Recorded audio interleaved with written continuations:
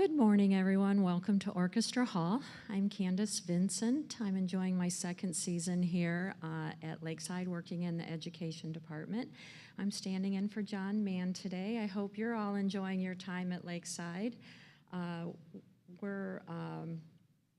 Chautauqua Lecture Series this week is Local Food Sourcing, and we're fortunate to have Kate Jones joining us today. Kate is an organizational development manager at the Chef's Garden, blending a diverse academic background with a passion for fostering growth and excellence in both individuals and organizations. Born and raised in Huron, Kate is a member of the third generation of Joneses at the Chef's Garden. She studied communications and leadership at Indiana Wesleyan University and earned a master's degree in higher education and conflict resolution and mediation at Abilene Christian University. Today's presentation is, and I've practiced this word 10 times, but I'll probably screw it up, regenerative farming at the Chef's Garden. In this session, Kate will explain regenerative farming at the Chef's Garden and how it can assist the earth and you. Please silence your cell phones and join me in welcoming Kate. Hi all. Thank you. I'm so glad to be here today. Lakeside has been such a staple of our community for so many years, so grateful to be a part of it, grateful to step into that today. Also just so highly value community education. I think we're better together when we're learning together, so grateful to Lakeside for committing to that value and the staff here for leaning into that. So yeah, grateful to be here. Like she said, I come from the Chef's Garden. I represent the Chef's Garden today, and I so wish that you could hear from so many more of our uniquely talented and passionate crew. I will have to do for today, but I so wish that you could hear from more of our team. It is such a great joy to work with that team, to work with them at the Chef's Garden. And today we're going to walk through just a little bit of who we are and what we do, and ways in which what we do might look a little bit different than what you think of when you think of the word farming. We are just about 35 minutes east of here in Huron, and so if you have the space, if you're from the area, come on out and see us first and foremost. But at the Chef's Garden, our mission is to grow exceptional vegetables, to care for each other and the land, and to inspire a vegetable-forward future. And I think, really, this mission is probably the best way for me to kind of give you the best roadmap of who we are and what we do, and to talk through those things. So that's where we're going to start today. We're going to talk through a little bit about some of our growing practices that might look a little bit different than what you typically think of. We're going to talk through some of the ways in which we are supporting each other, some of the ways in which we are caring for the land today and making sure that we care for it for generations to come. And we're going to talk a little bit about what exactly a vegetable-forward future might mean, and why we think it's important, and why in the world we are so committed to inspiring it. So that's where we're going to go today. But first things first, I just kind of want to bring you along for the ride and give you a little bit of context, a little bit of picture of who we are and how we got to be where we are. We've been around as an organization for about 40 years. We are a family-run operation started by these three gentlemen, my grandfather in the blue there, my uncle in the bibs and the bow tie, and my dad there in the plaid. So it's a family operation. And the family, as the business has grown, the family has grown as well. And I would say that this is even an outdated picture, and there are even some not represented. So, but more than that, not only has the family grown, the operation has grown.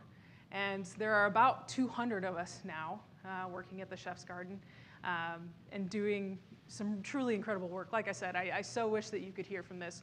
One of the things that we hear from our customers often is that the magic happens when they get to visit.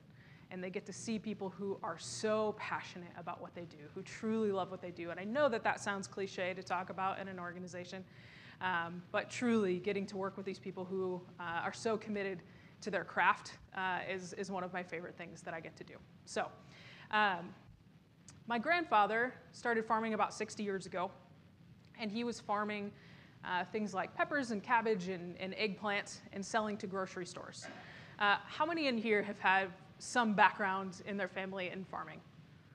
Yeah, most of us, right? So I'm among friends, great. And it's one of the great legacies that we have in the Midwest states, right?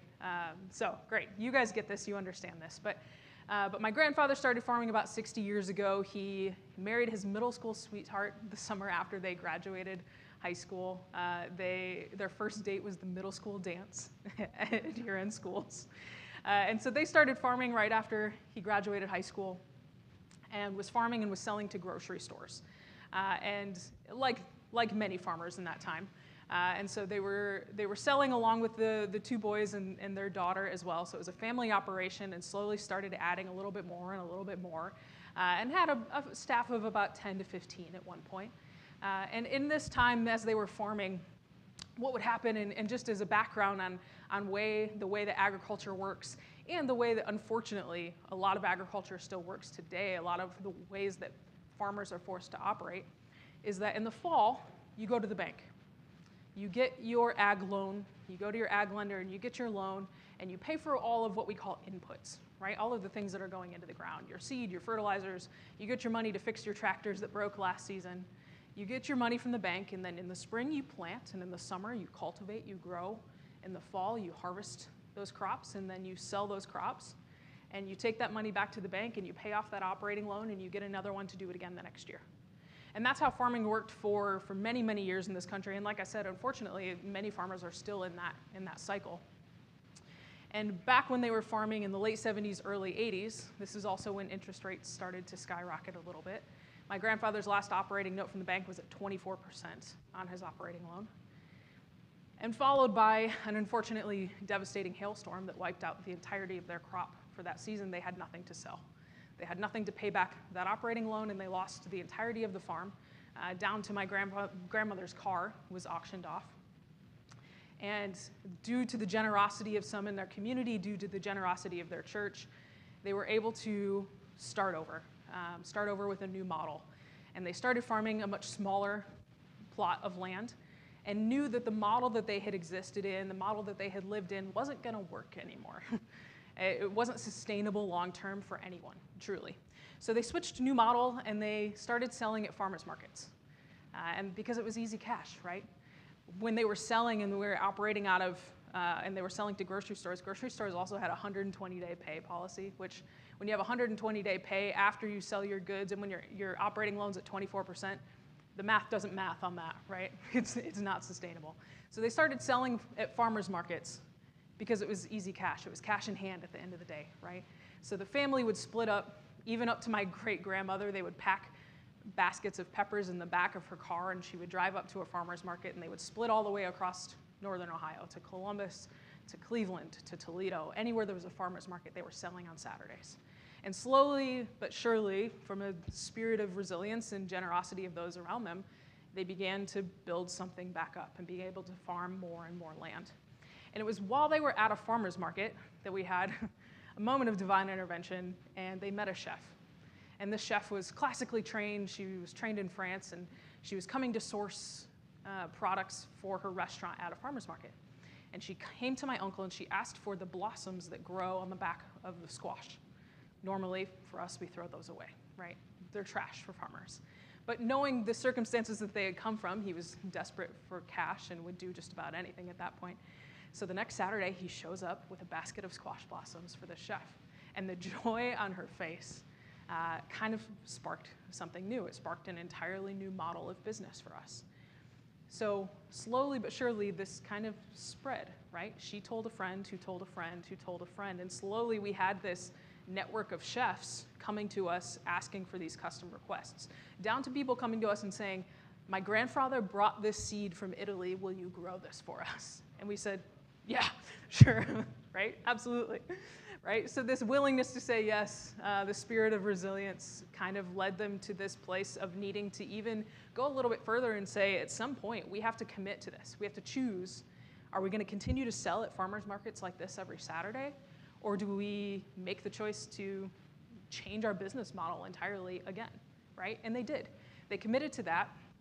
And over the course of our 40 years in business, this is what we've done. We have built relationships with chefs, some of the best in the world, in fact. And we feel so humbled and so grateful to be able to have those relationships. But when we were starting out, all we could do was learn from them. We didn't know how chefs operated. We didn't know what they were looking for. We're vegetable farmers. And so all we could do was sit and listen to chefs and say, what do you need? What do you want? And I don't know if you know chefs, but they're not shy about telling you what they want, right? They'll tell you right away. And the things that they started telling us were saying, there was a French chef named Jean-Louis Paladin, and he came to us and he said, your vegetables in this country taste like garbage. They taste like nothing. And we'll talk a little bit about later why we got to the point in this country why those vegetables don't taste like anything. But that's what he was telling us. And so we made the decision to commit to selling exclusively for chefs, to learning how to grow in ways that cater directly to the culinary industry and give them the things that they were looking for, right? They told us over and over what they were looking for was flavor and color and flavor and shelf life and more flavor. So we said, okay, we get it. We need to figure out how to make vegetables taste good, right? So this is what we've done. And again, we'll get a little bit more into these growing practices as we go on, but this is what we've been able to do over the course of the last 40 years, is learn how to grow produce that chefs wanted, to be able to grow things that help them bring beauty into the world, right? I get that that's an idealized thing, but for us, that's what they do. If you've ever had the experience of being able to sit in a Michelin-starred kitchen and have that experience, not just of the food, but of the hospitality, right? To be taken care of, to be valued, and truly isn't that just what we want as human beings? And so this is what we've gotten to do over the course of 40 years, and we feel so grateful to be able to help chefs do things like this, right? To bring beauty into the world. That's what we feel like we get to help do.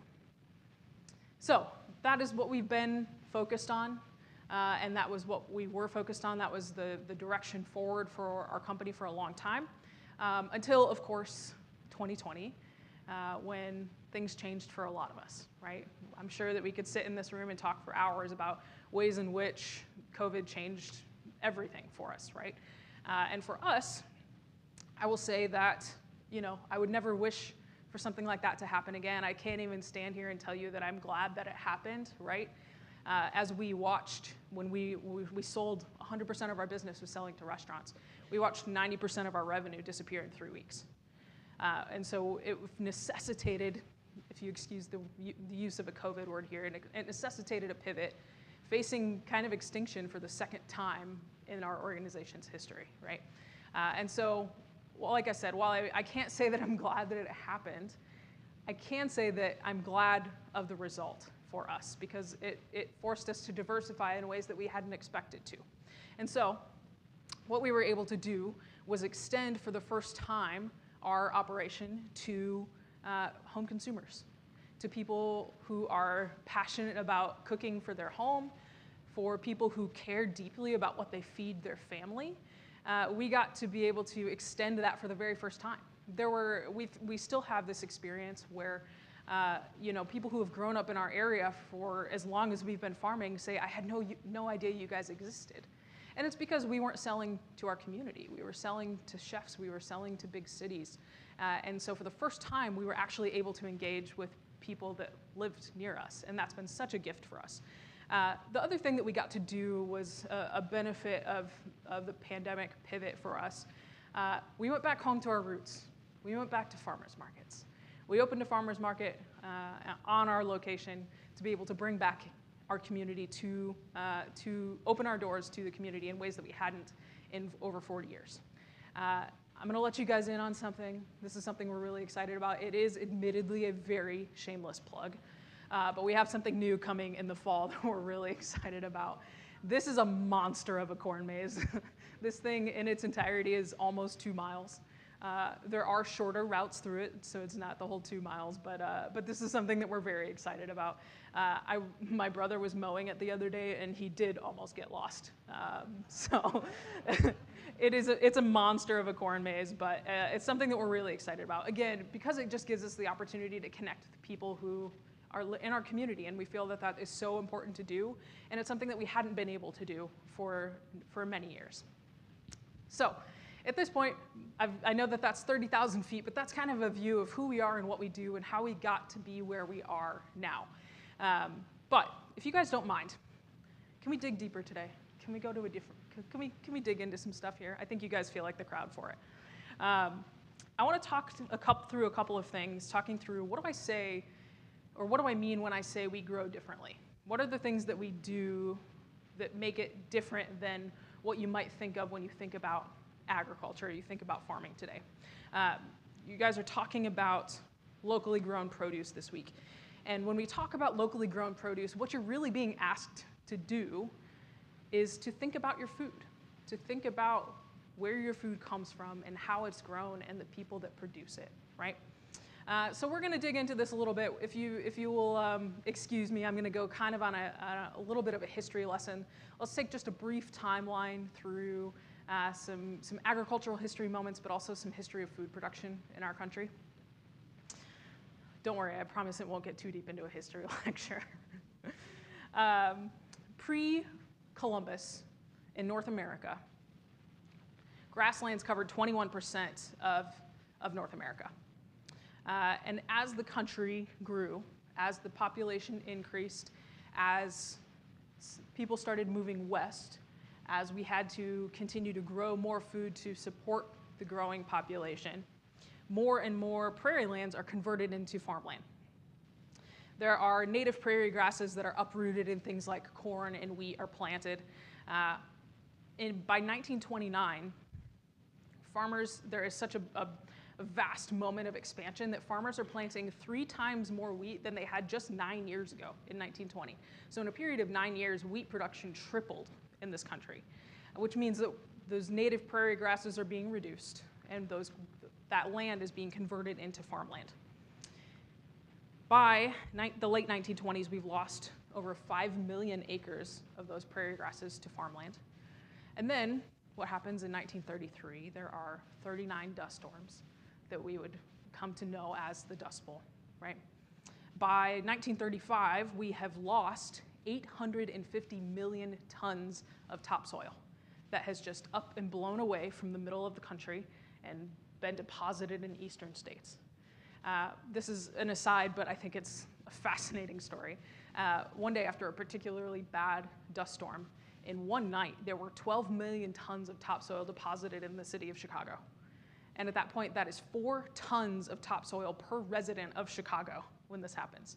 So all of this topsoil is just uprooted and blown to eastern states where it's settled, right? Now, in today's day and age, we've gotten much better at irrigation technology, right? We are not necessarily facing another Dust Bowl. That's not something that we're staring in the face. But some of the contributing factors to the Dust Bowl are still factors that we are dealing with today, right? Some of those factors are still things that we have to continue to solve today, right? Things like plowing the same soil year after year after year, depleting that soil of nutrients, things like not allowing for those root systems to be developed to hold the topsoil in place, right? So some of those things we're still dealing with today.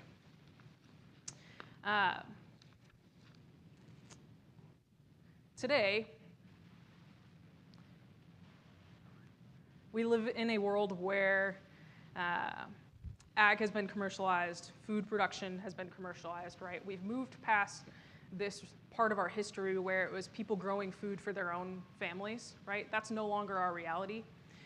With the advent of World War II and the space race in this timeline of our food production history here, we see the popularization of prepackaged, ready-to-eat meals for the first time ever in this country, right? TV dinners become a thing. In the 1970s, Secretary of Agriculture, his name was Earl Butz, his mantra to farmers was, does anybody remember? It was get big or get out, right? And so you have this, his advice, his guidance to farmers was plant these commodity crops, plant things like wheat and corn and beans from fence row to fence row, right? Get big or get out, buy bigger tractors, plant more acres, right? That was his advice. And so you have these massive policy shifts coinciding with the rise of these major agribusiness corporations, and at the same time, you see the declining financial stability of small family farms, right? These small family farms are no longer existing, and these major agribusiness corporations are eating up all that farmland, right? And so at the same time, then you see this rise in chemical inputs, right? fertilizers, pesticides, herbicides. The rise coincided for a reason, right? Cause and effect. When you're growing more acres, you can't manage weeds on a small scale. You have to manage weeds on a big scale. And for them, the answer to that is chemical inputs, right? So what you see in this photo is what covers about 2/3 of our land at any given time. We own a little over 400 acres. We only plant on about 130 of those acres in any given season. What you see here are multiple species of cover crop that are grown for about 2 years before we turn this field back into land that we plant on. For us, regenerative agriculture has been the solution to this 100 years of unsustainable agricultural practices, right? For us, regenerative agriculture has become one of the main ways that we care for the land today, and we make sure that we care for the land for generations to come, right? We're going to dig into biology here. We're really going places today. We're doing geography, we're doing history, we're going to jump into biology. Thank you for bearing with me here. But if you remember your plant biology from school, what happens when a plant is growing? Photosynthesis happens, right? The plant receives sun, and it takes the energy from that sun and it converts it into food to grow into a full-size vegetable, right? The same thing that our bodies do when we consume food. We consume the food and we convert that food into energy to be able to function, right? And so the same thing is happening with plants. And another byproduct that happens through photosynthesis and through energy coming into the plant is something actually even cooler in my perspective, and something even more beneficial for the soil that we don't talk about a lot. We'll call it nutrient cycling. What happens is when the plant takes in energy from the sun, it converts it into food, and it uses some of that energy to grow into a full-size vegetable, but it also uses some of that energy and it excretes nutrients into the soil through its root system. We think about our house plants and we think about roots as means by which plants absorb water to continue to grow and to survive, right? But roots work both ways. Roots absorb water up, but they also excrete nutrients into the soil. And so what you see happening here is that we have multiple species of cover crops that are growing deep root systems, that are holding that topsoil into place, that are protecting it from erosion. And by planting multiple species of cover crop, we get different kinds of nutrients and minerals that are being excreted into the soil, right? And for us, what this comes out to is kind of the whole heart of our growing philosophy. It's kind of the whole idea behind why we do what we do and how it looks different, right? When we started growing for flavor for chefs 40 years ago, we were testing a lot of things, we were doing a lot of things, and we knew that we had succeeded because we knew that we were growing vegetables that tasted better, but we didn't really know why they tasted better, right? A couple of years ago, in 2018, we opened a research and development lab on the farm where we started to kind of, for the first time, reverse engineer what we were doing and figuring out why is it that they taste better, right? We had some theories about what they were. My grandfather was pretty spot on. And so we had some theories about what they were, but we wanted to test that. We wanted to make sure that we had the science to back that up.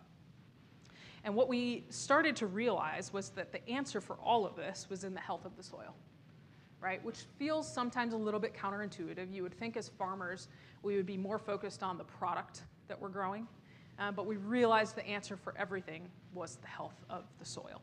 That if you treat the health of the soil, the plants that you grow in it are intrinsically healthier, right? We didn't know it was health at first.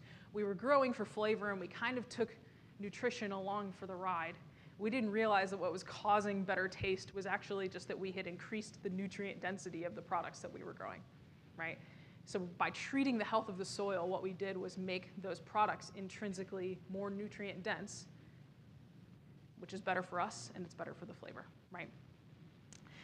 This is another slight aside, but have you ever thought about why insects have antennae?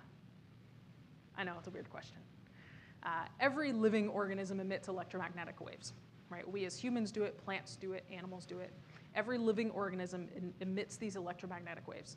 Plants or insects use their antenna to interpret those electromagnetic waves. It's the ways in which they find food. And very similar to a lion in the savannah searching for prey, they're going to go after the weakest prey, right? So insects will do the same thing. They will intrinsically find the weaker food for themselves. And so if your plants are naturally healthier, they are naturally more bug resistant, right? And we do that through health of the soil. Now, this isn't to say that if you have insects in your plants, they're not healthy, right? If you've got insects in your garden, that's, it's not necessarily a direct correlation. Other things can happen. But the healthier your plants are, the naturally more bug resistant they will be, right? Again, an aside, but another benefit of treating the soil. So here's some other things that we are doing in terms of farming regeneratively. And again, regenerative agriculture is maybe a confusing term, but think of the base root of the word regenerative, right? Regenerative agriculture for us is a way in which we improve the resources that we use rather than depleting or destroying them. That's the whole goal for us. How can we find ways in which we can improve the soil rather than depleting its use, right? So here's a couple of other things that we're doing. We're always testing and trying things to figure this out. Regenerative agriculture is not easy, right? It takes more time, it takes more resources. It's not an easy thing to do. It can be easier if you are growing 1 or 2 crops, right? We grow approximately 400 varieties at any given time. So figuring out how to do this on a scale like ours is a whole different ballgame. And we're very committed to it, but we're figuring a lot of things out, right? We're learning, we're testing, we're failing, we're trying again, and we're getting better, right? So here's a couple of things that we're trying. If you look on the right here, you see what looks like grass or weeds in between rows of crops. Obviously, this is much earlier on in our tomato season because they're well on and full right now. But what this is actually cover crop grown in between rows of tomatoes, right? So like we said, what cover crops do, the benefit that they give us, yes, is they're protecting the soil from erosion, but they are excreting nutrients into the soil, right? So what a better use of our land, the in-between rows, we're actually just planting more multi-species cover crop to continue to feed nutrients into that soil. Yeah? We do not. We do not. Another tenet of regenerative agriculture, she asked, if you couldn't hear, she asked if at the end of the season we plow those crops under.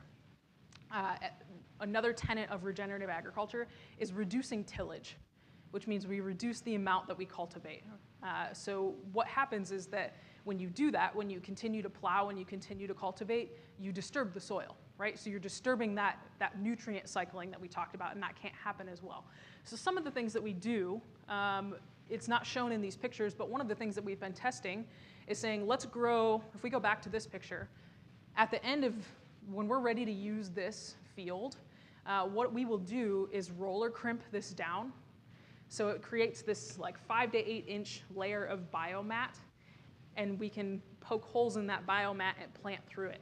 Because then what happens is the biomat then creates that natural weed barrier that you might find in plastic, which is not great for the earth. It is great for weed suppression, and it is great to attract heat if you use a black plastic, but not great for the earth and not great for nutrient cycling, right? That mutual exchange of gases. So we do not plow it down. Sometimes you need to, right? But generally, we try as much as possible to till as little as we can. So this will either be crimped down, and then we will plant into it.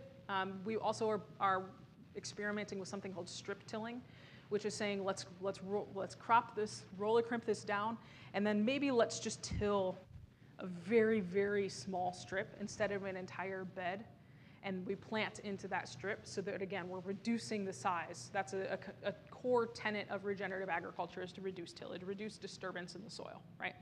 The ironic part here is that farming in and of itself is a disturbance to the soil, right? The best thing that you can do for soil health is to not farm on it.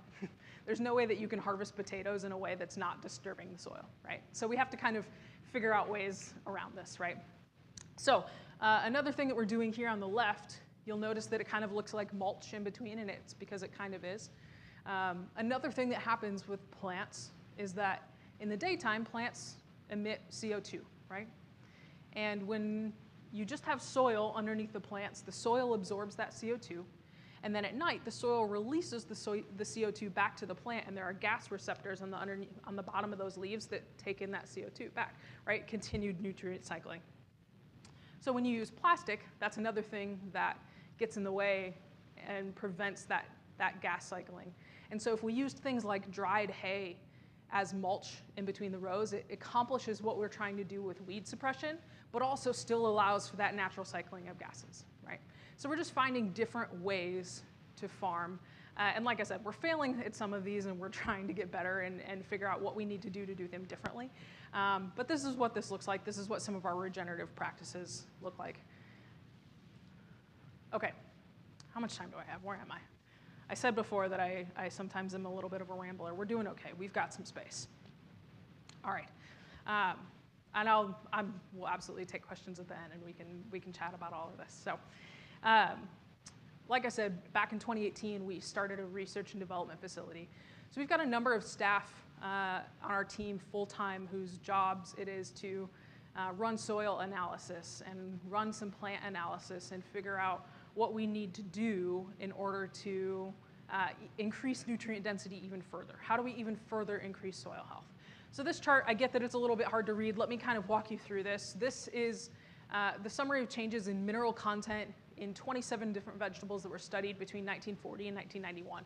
So first things first, let me point out that this information is now 30 years old. So you can imagine ways in which this has changed even further since then. But what they did was they studied 27 varieties of vegetables starting in 1940 through 1991 and measured the change in mineral content of those vegetables throughout those 51 years. So what you're seeing here in terms of sodium, and we're not talking about sodium that your doctor tells you to get the low sodium soy sauce, like it's the naturally inherent mineral in the product. 49% less sodium, 16% less potassium, 24% less magnesium, 46% less calcium, 27% less iron, 76% less copper. The only increase that we've seen in this test over those 51 years is an increase in phosphorus. Anybody know why? Yes. Phosphorus is the main component in chemical fertilizers that are applied to agriculture. And so it's a base component. And so we've seen an increase in phosphorus because now we've applied legislation that has gotten a little bit better at this, but in the time where this data was measured, what would happen is that chemical fertilizers were dumped on fields, and if they were close to a lake or a water source, that would run off into the water source, and we would then consume that water. So legislation has fixed some of that. It's getting better. It's the reason that we don't see algae blooms to such a large extent anymore, right?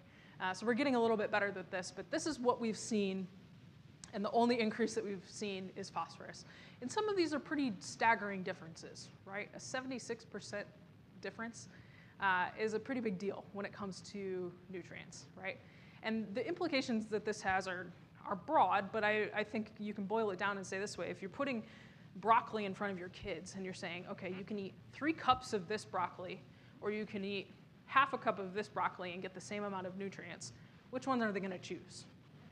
Nobody's going to choose to eat 3 times more vegetables to get the nutrients that their body needs, but that's where we're at, right? Our vegetables in today's commercialized agricultural system are inherently less nutritious. So here's some of the things that we've been studying. These are things that we're pretty proud of, to be truthful. Again, I'll explain this, but we bought some cabbage from a national health food store. And what you see, if you take a look at this green line, the green line is the USDA standard for nutrient content for this particular product, in case in this study is cabbage. So when you look at this chart, you see the red is the cabbage that we bought from a national health food store, and the blue is our cabbage, which again, like I said, we're pretty proud of. And it confirms for us pretty significantly the difference of regenerative agriculture and the difference of what it looks like to treat soil health, right? We're looking at 700% more iron, 400% more calcium, 700% more phosphorus, on and on and on, right? A second test that we did here with celery, and again, similar results. That green line is the USDA baseline. and we're looking at almost 600% more iron, 1,000% more copper, almost 400% more manganese. This is important for us, right? It's important for us to know, but we also recognize the implications of this, right? Because there are scientific implications to this, there are social implications to this, and we also believe that there are pharmaceutical implications to this. A phrase that we use around the farm pretty consistently is, not all carrots are equal, right? A carrot is not a carrot is not a carrot. And so this is some of the things that we are doing in our research lab. It's the reason that we believe in a vegetable-forward future. It's the reason that we're so passionate about this. One of the things that we see that we want to get better at in the future, and some of the things that we're doing currently in our lab, if you go to your doctor and you have a diagnosis of high blood pressure, right? Your doctor may put you on medication, but they're also probably going to tell you that you need to eat a diet that's high in calcium, high in magnesium, high in potassium, right? What might it look like if you could include your farmer in your medical team, and we could write you a prescription for vegetables that are high in calcium, high in magnesium, high in potassium, right? We know from the medical community, we are not medical experts, we do not claim to be such, but we can use research that the medical community has published to inform our decisions forward. Sulforaphane is a compound that is developed in the body when you viscerally chew cruciferous products. So that's your broccolis, your cauliflowers, your Brussels sprouts, your cabbages, the cruciferous family. When you chew those products, the compound sulforaphane is produced in your body. And the medical community has told us that sulforaphane is a natural chemoprotectant. In some people, it may prevent cancer. It's a natural anti-inflammatory. That's pretty significant stuff, right? When we know what that can do for human health, we feel that we have a social responsibility to continue to research those things in our lab and figure out what can we do that could even higher increase the amounts of sulforaphane that are created in our body when we eat cruciferous products, right? So we recognize the implication of food as medicine and what that could do for humans. And again, recognizing that we are not doctors, we do not claim to be, medicine is absolutely essential in some cases, and we never want to implicate otherwise. But we are advocating that we think we can create a reality where the farmer should be part of that medical team, recognizing that there is significant benefit to food as medicine. And so that's what we mean by a vegetable-forward future. That's what we mean by we believe that there is pretty significant application to this moving forward. So a couple of things that we're doing practically about that beyond just researching. This is just a quick screenshot of our home delivery website. Like I said, we have catered to chefs for a long time, but we've also now we can sell to the public. And some of the things that we've done is curate boxes specific to some needs, right? If you need to eat a diet of high nitrates, we've got a box that's curated by a pharmacist to ship you produce anywhere in the country that is full of nitrates, right? If you need, the CDC publishes a powerhouse vegetable list, right? And so we can ship you a box of vegetables anywhere that are full of those powerhouse vegetables. We know that some of the longest standing medical advice is that if you're eating natural foods that are all of the colors of the rainbow, you're gonna get all of the nutrients and minerals and vitamins that your body needs, right? So if you need to do that, we've got an Eat the Rainbow box, right? So those are some of the things that we're doing practically to kind of push that future forward. And there are some fun things that we want to continue to work on, and our scientists and our research lab are continuing to push through some of these things.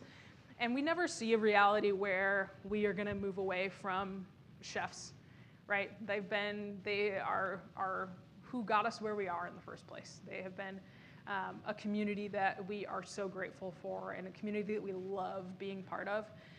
But just as people change and grow over 40 years, so do businesses. And so this is just kind of where we see this headed in the future. And for us, a direct implication of regenerative agriculture, right?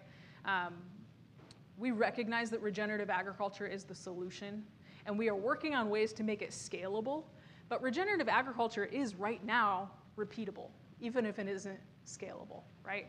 And so another phrase, there are a lot of phrases that we have on the farm apparently, but another one that we use pretty consistently is know thy farmer, right? Things change in the world of agriculture and the world of food production by consumers. Consumers vote with their dollars, and the ways that change happen are when consumers spend their dollars on regenerative agriculture. And so this is not a sales pitch by any means, but just to give you practical ways forward. I'm a girl of practicality. I don't like to just leave you hanging, right? But this is the ways in which we get better at this as a country, as we support regenerative farms, whoever they are out there. There are many. There are some great regenerative ranches who are doing really great things with their meat production. My brother has started on our property at the farm market. He's doing meat that's farmed regeneratively as well, raised on our product. So there are regenerative farms out there. You can find them, but if we support them, that's how we get better at this as a country. So thank you guys. Thank you for having me. I would love to take questions if you have them, and we can continue the conversation. Sure, yeah. Hi, I have two questions. Sure. One is, during COVID, I heard about your boxes. Yeah. I wanted to order, but there's only 2 of us in our household. Sure. That Eat the Rainbow box just calls my name. Yeah. How long would the shelf life on those products in that box? I mean, could we eat them before they went bad? So it depends on how frequently you order them. I will tell you, I spent 10 years in Minneapolis before I came back to the family business, and I ordered one every other week. And the shelf life on some of this stuff is pretty significant. I would say on things like lettuces and greens and stuff like that, you've got 3 weeks on those things. So if you're ordering once a month for 2 of you, it'll last you. Can you just order a box so you can see whether it's going to work for you? Sure, absolutely. Great. What's your relationship with the Culinary Vegetable Institute? Yeah, that's a great question. So Culinary Vegetable Institute is another arm of the Chef's Garden. So we're all one company. What we do is really 3 or 4 companies rolled into one, right? We have the chef part of the operation, which is the Chef's Garden. We have the farm market, which we call Farmer Jones Farm, but it's the same part of the operation. And then Culinary Vegetable Institute is a kind of like we call it like a resort facility for our chefs. So it was built because, like I said, so often we hear from our chefs that when they come and visit the farm, it's like Disney World for them. We hear that over and over and over, right? And that's no offense meant to Disney World. So getting people here, allowing them to see and walk through and experience the farm is a big part of what we do, and it's a big part of who we are as an organization. And so having a place where they can come, they can stay, they can bring their team, but also we can invite the community in and host meals and events, which we're doing more of. We stopped doing so much in COVID, but they're really hitting the ground running. They've got some cool stuff coming in the next couple of months. But yes, same organization, just a different arm of the company. Yeah. In terms of the nutrients, is there data on the difference between organic, non-regenerative, and organic regenerative? You know, that's a great question. There may be. I'm not aware of it. Organic and regenerative are different principles, right? The thing that I tell people, it's not that we believe strongly in the regenerative concept. We are not an organic farm, but it's for the consumer just to decide what's really most important to them, right? If what is most important to you as a consumer is to have product that has not been touched by any chemical, then organic is your option, right? So I'm sure that there is out there. I haven't seen it, but it raises a good point. I'd love to see it myself. Yeah. Yeah, there are many areas where families, especially children, don't know even about what is a vegetable. Yeah. And school cafeterias, the workers don't know how to cut vegetables. Mm-hmm. And are you doing any outreach to educate communities on the goodness of vegetables, I guess? Yeah, no, it's a great question. We're not directly in any schools right now. That was part of our history for a long time. We had a nonprofit that did that exact thing, same thing, was getting into 4th grade classrooms, and we would send them a grow kit. And so it was a big part of what we did for a long time, and it's, I believe, still even functioning maybe on its own now, just not a part of the organization. It's a great point, and it's relationships that we're working on building. Congresswoman Capter actually has put us in contact with a woman who is doing great work in the Toledo school system with lunches, and so we're working on building that relationship in the future, but not anything right now. But yeah, it's an excellent point. Hi, I'm a dietitian, and my friend here is too. Do you at all employ dietitians to also help to share that nutrient-rich message of your vegetables in the regenerative process to dietitians first, and then also so that they could share that with others? We do have one on staff, but come talk to me later. Let's chat.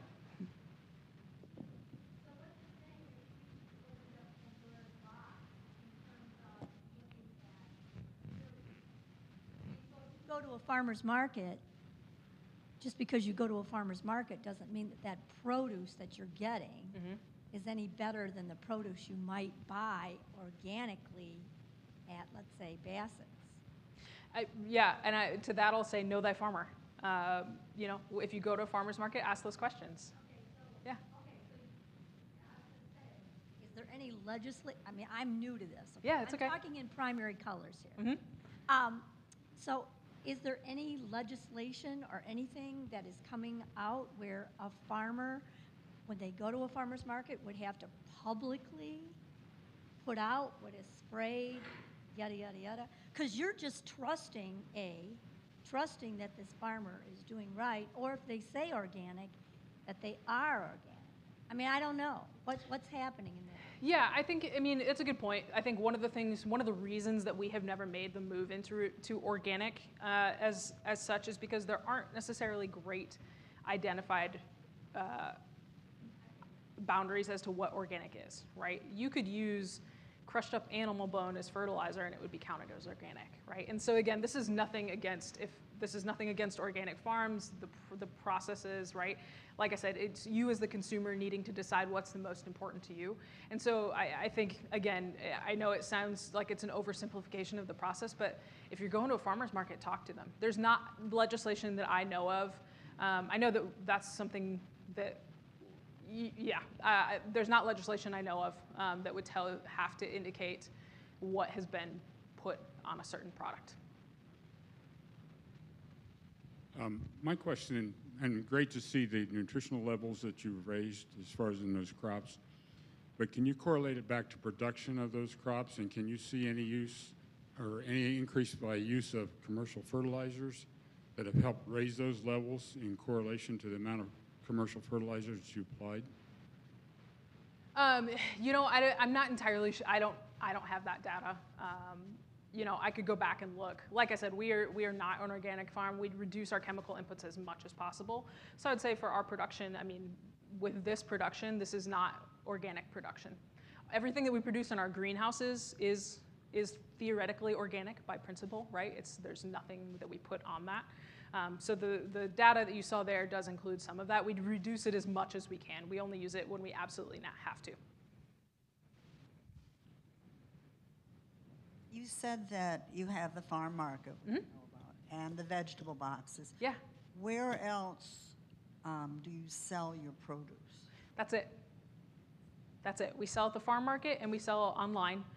We don't have any retail operation other than the farm market. So it means that our logistics operation is pretty significant. To get stuff across the country in the middle of summer is a pretty big thing. So we see FedEx and UPS a lot. So you don't do the mini vegetables or the... No, we absolutely do. You just buy them online and we ship them right to you. And nothing to restaurants? No, we absolutely sell to restaurants. It's just that we do both. Okay. Yeah. So in the wintertime, Yeah. is it all greenhouse or, yeah? It's mostly greenhouse production in the wintertime. Some of the things that we're doing, let me see if I can pop back to this photo. Okay, so if you look at the photo on the right, these are tomatoes that have been planted in the soil, but they're covered by a tunnel. And so it's looks like a greenhouse in terms of the coverage, but it's actually grown in the soil. And so we use those kinds of tunnels a lot in the winter in the fields to be able to protect as much as possible, right? And at some point it's gonna get too cold and stuff will freeze over. But we do have a little bit of field production left still in the winter. But yeah, mostly greenhouse production throughout those months. So does that limit what you can offer then in the wintertime? Slightly, but there's a lot of things that we will always have. Greens we will always have, and that's your lettuces, your mustard greens, those kinds of things we'll always have. Cucumbers that are grown in our greenhouse. We have edible flowers that are generally always available. Our root crop we keep, and this is not just our practice, but the practice of many farmers.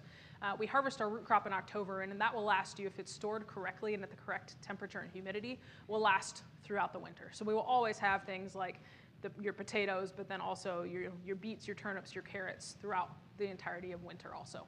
And microgreens. We'll always have microgreens from greenhouse production. Just what's the website for Yeah. the farm? Absolutely. We had it pulled up. Thank you for reminding me. So this website that I'm going to show you here is Farmer Jones Farms. Again, this is for our retail operation, the farm market. The vegetable website, so the chef's side is, let's see here, Chef's Stash Garden. So you can find us on either of these. And again, we're the same company, just two different arms. The farmers market is the retail arm of what we do. But if you want to come see us, this is the farmers market. If you're familiar with the area, we're on the corner of Huron Avery and Scheid Road in Huron. Let me find here. Here's some of our, let me find the hours for you.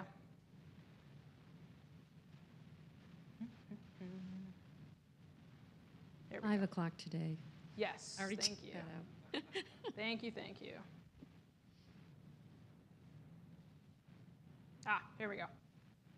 There you are.